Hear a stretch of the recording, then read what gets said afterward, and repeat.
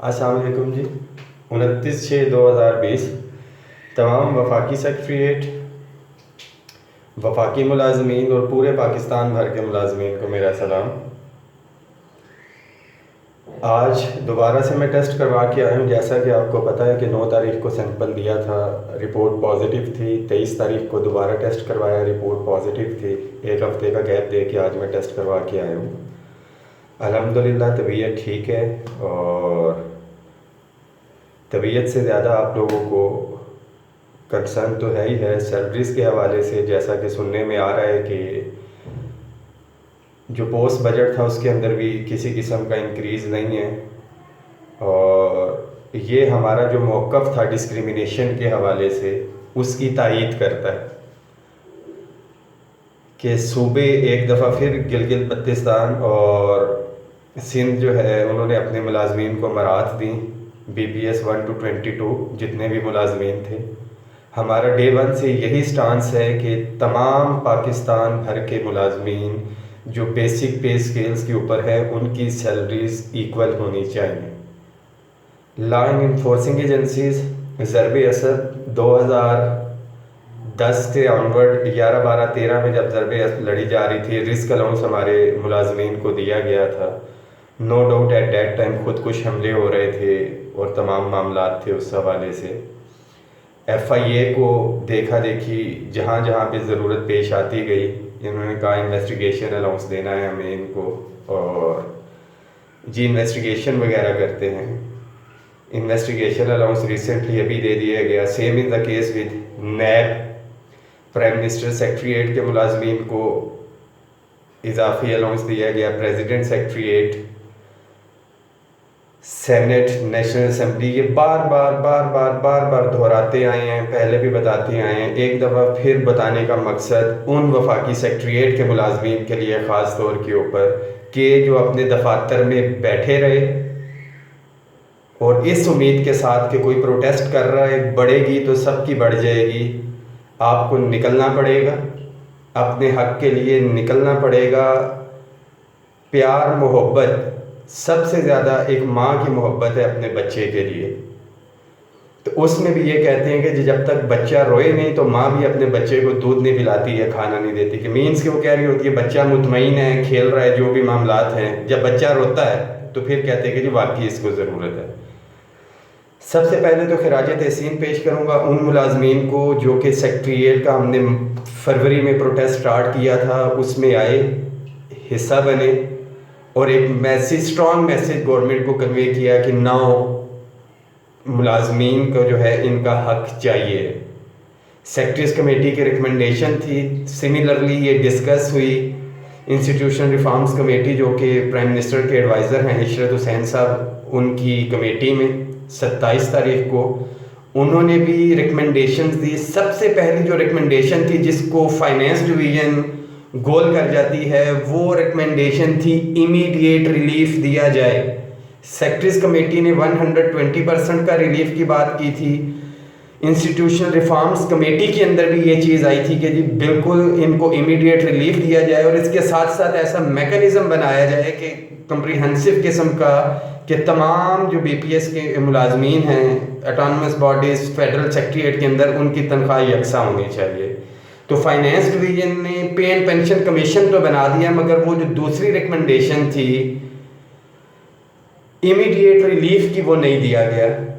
Budget आया, budget का हमसे उस टाइम वादा किया गया था। ये कैबिनेट की मीटिंग में भी डिस्कस हुआ और वहाँ पे बताया गया कि भाई वाकई इनके साथ ज़्यादती हो रही है, इनको रिलीफ देना चाहिए आपको, मगर ये इम्प्रेशन नहीं जाना चाहिए कि आपने प्रेशर में आके किया है। गवर्नमेंट की बात बिल्कुल ठीक थी, इन्हें प्रेशर में आके नहीं करना चाहिए, इंसाफ के तकाज़ों को पूरा रखते हुए करना चाहिए। हमने अपना प्रोटेस्ट, कोरोना की भी सूरत हाल आ चुकी थी, हमने अपना प्रोटेस्ट ख़त्म किया कि गवर्नमेंट को या ओवरऑल किसी को ये मैसेज ना जाए कि भाई ये गवर्नमेंट को प्रेशराइज आके कर रहे हैं। हमारी गवर्नमेंट है, जो कहेंगे हम पहले भी करते आए हैं, आगे भी हमने करना है। हम गवर्नमेंट के इशारों पे जो हदायत हैं जैसे हैं हम लोग काम कर रहे हैं। सैल्यूट पेश करता हूँ मैं एडमिनिस्ट्रेटिव जो हमारे इदारे हैं, एसी ऑफिस, डीसी ऑफिस, ख़ास तौर पे मैं टेस्ट करवाने के लिए गया NIH के अंदर, अपनी जान बिल्कुल हथेली पे रख के कि 6-6 आप कहते हैं कि जी 6 फीट का फासला रखें, वो तो 6 इंच का फासला भी नहीं है, जो कि थाउजेंड्स ऑफ जो है सस्पेक्टेड केसेस हैं उनके टेस्ट कर रहे हैं और अपनी जान उन्होंने रिस्क पे लगाई हुई है। तो फॉर गॉड सेक आपने चले दूसरे मुलाजमीन को तो नहीं, आपने तो उनको भी कोई रिलीफ किसी किस्म का प्रोवाइड नहीं किया। तो तमाम मुलाजमीन को मैं एक दफ़ा फिर कहता हूँ, आप लोग एहतजाज आपका आईनी हक है, इंसाफ बराबरी आपका आईनी हक है, अपने हक के लिए आपको खुद निकलना पड़ेगा। रहमान बाजवा, कोई दूसरा तीसरा चौथा पांचवा, आप अगर उन लोगों की तरफ देखते रहेंगे अपने घरों में बैठ के, फेसबुक पे बैठ के, ट्विटर के ऊपर बैठ के, तो ये उम्मीद ना रखें कि आपको आपके घर में कोई चीज मिलेगी। बड़ी सिंपल सी मिसाल देखें, गवर्नमेंट को पता था कि कोरोना की वजह से मुल्की हालात खराब है, आवाम बाहर नहीं निकलेगी, एक खौफ का और उस चीज का आलम है, भरपूर किस्म का फायदा उठाया गया और मुलाजमीन कहते हैं कि जी गरीब को रिलीफ देना है, गरीब को रिलीफ देना है। सबसे पहले मजदूर तबका और उसके बाद पिसा हुआ तबका जो है सरकारी मुलाजमीन है। गवर्नमेंट की पॉलिसीज जो भी हैं सबसे ज्यादा अगर इफेक्ट हुए हैं तो उससे सरकारी मुलाजमीन हुए हैं। एक सरकारी मुलाजिम क्या सोच सकता है कि अपने बच्चे की शादी के ऊपर 2, 3 या 4 तोले सोना वो डाल सकता है? अपने घर का खर्च चलाए या बच्चों की शादी के लिए कोई सोना वगैरह वो करे? शादी तो चले दूर की बात है, बच्चों की जो बेसिक एजुकेशन, गवर्नमेंट के स्कूल तो जो हालात है 70-70, 80-80, 60-60, 70-70, 80-80 बच्चा एक क्लास के अंदर है, वहां पे तो पढ़ाई तो हो ही नहीं सकती, सवाल ही नहीं पैदा होता।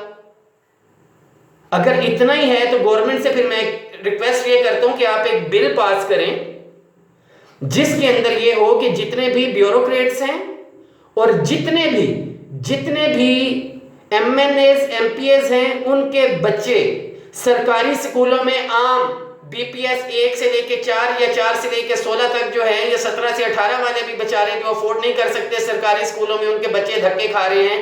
जितने भी सरकारी मुलाजमीन हैं खसूसन ब्यूरोक्रेट्स 1 से लेके 22 तक, और जितने भी MNAs MPAs और सेनेटर्स हैं उनके बच्चे हर हाल में कंपलसरी गवर्नमेंट के स्कूलों के अंदर जाएं।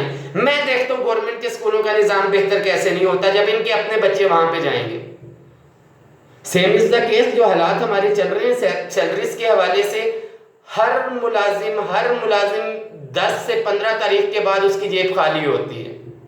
जितने भी मुलाजिम हैं, किसी ने GP फंड निकलवाया हुआ है, किसी ने मोटर कार एडवांस निकलवाया हुआ है, किसी ने HBA निकलवाया हुआ है, not for the specific purpose कि घर के हवाले से या मोटर कार के हवाले से, वो अपनी बेसिक नेसेसिटीज को पूरा करने के हवाले से उन्होंने वो पैसे लिए हुए और इंस्टॉलमेंट्स वो दे रहे हैं, कर्जा वो उतार रहे हैं।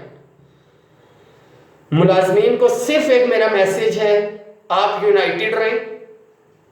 इंशाअल्लाह ताला फेडरल सेक्रेटेरिएट की कोर कमेटी प्रोटेस्ट की कॉल दे रही है कि आपने बाजुओं पे एक काली पट्टी बांधनी है। कमिंग वीक से इसको यूनिफॉर्म की तरह आपने पहनना है, मेक श्योर करना है, खुद भी पहने, अपने ऑफिसर्स को भी पहनाएं और अपने स्टाफ को भी पहनाएं। मैसेज कन्वे करना है गवर्नमेंट को कि हम प्रोटेस्ट के ऊपर हैं। वफाकी सेक्रेटेरिएट की कोर कमेटी कोई सियासतदान नहीं थे, हमने बहुत कुछ सीखा अपनी गलतियों से, तमाम मामलात जो हमारे प्रोटेस्ट थे, और उन गलतियों का अजाला करेंगे। मगर एक चीज बहुत फॉर श्योर है, एक नुकाती ही एजेंडा है, इस एजेंडे से हम ना दाएं हो रहे हैं ना बाएं हो रहे हैं। हमने तमाम union associations all over Pakistan जो है उनको दावत दी हुई है कि अगर आप समझते हैं कि डिस्क्रिमिनेशन हो रही है, जो कि वाकई ही हो रही है, और 25-25, 30-30 का आपने चार्टर ऑफ डिमांड बनाया हुआ है और आप मीटिंग्स करते हैं और एट द एंड कुछ भी नहीं लेके आते, इस एक नुकाती एजेंडे के ऊपर आप लोग खड़े हो जाएं। अगर आप फेडरल सेक्रेटेरिएट के मुलाजमीन के साथ चलना चाहते हैं या अपने मुलाजमीन को वो यूनियंस को हक लेके देना चाहती हैं, अदरवाइज सेक्रेटेरिएट की जो कोर कमेटी है वो सेक्रेटेरिएट के मुलाजमीन को हर हाल के अंदर इनका आईनी हक लेके देगी।